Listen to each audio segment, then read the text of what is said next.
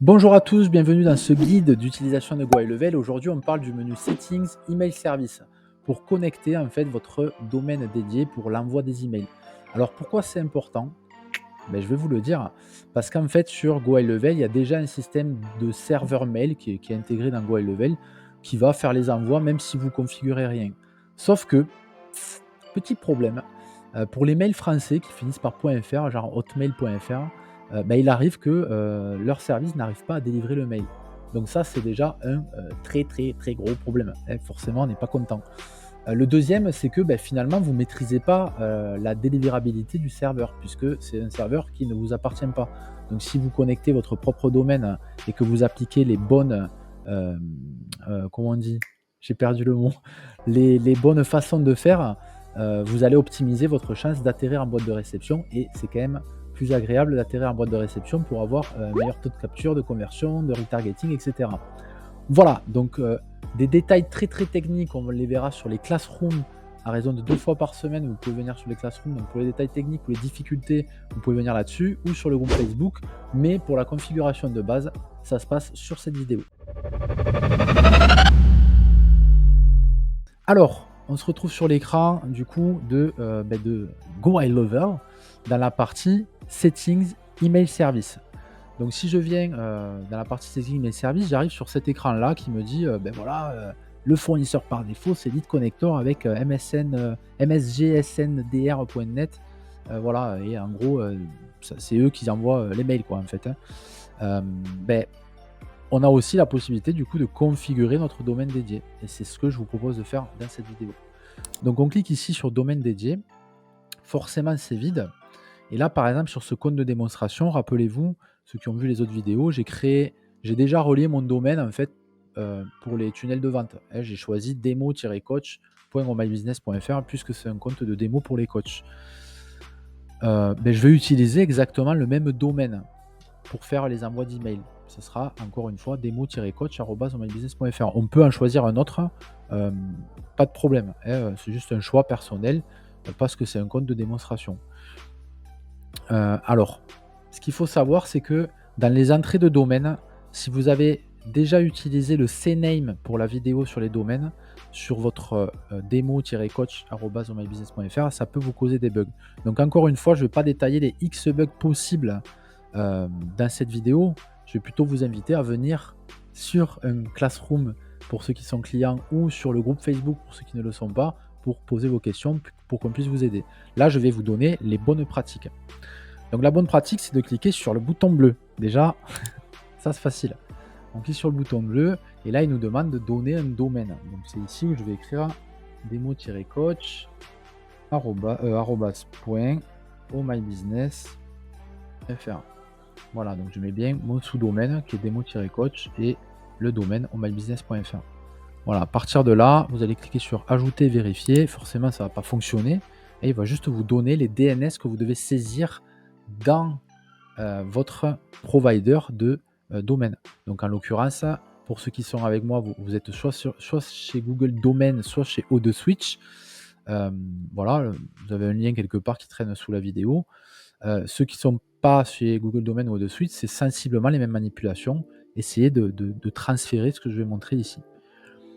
Donc, on y va.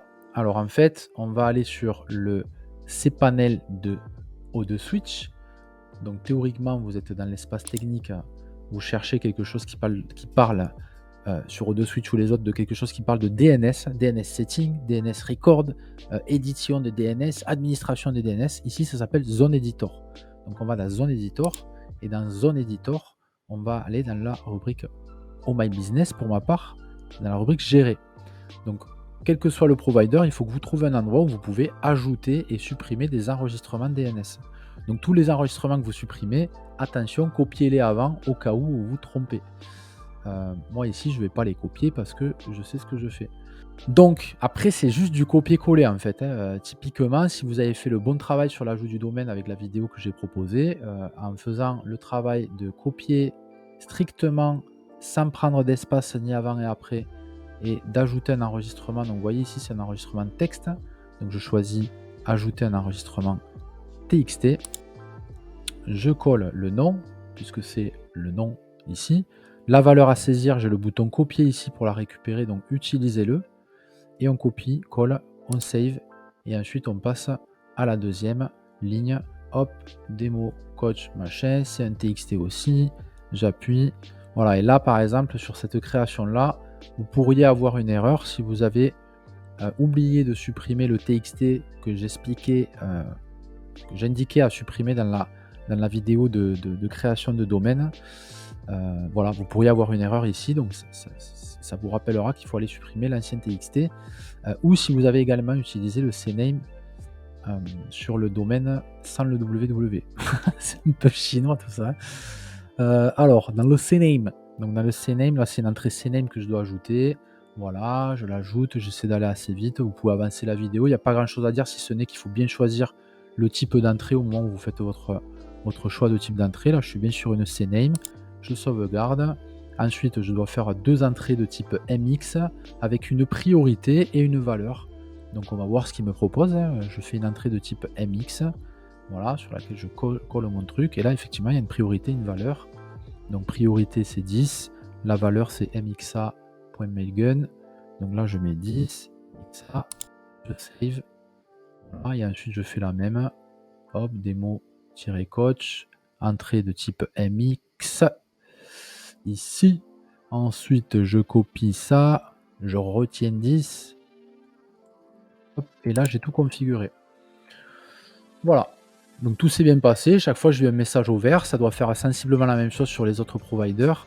Encore une fois, vous avez un souci, vous venez sur le groupe, vous vous faites aider par la communauté en posant des screenshots ou une petite vidéo de ce que vous avez fait, qu'on puisse vous aider convenablement.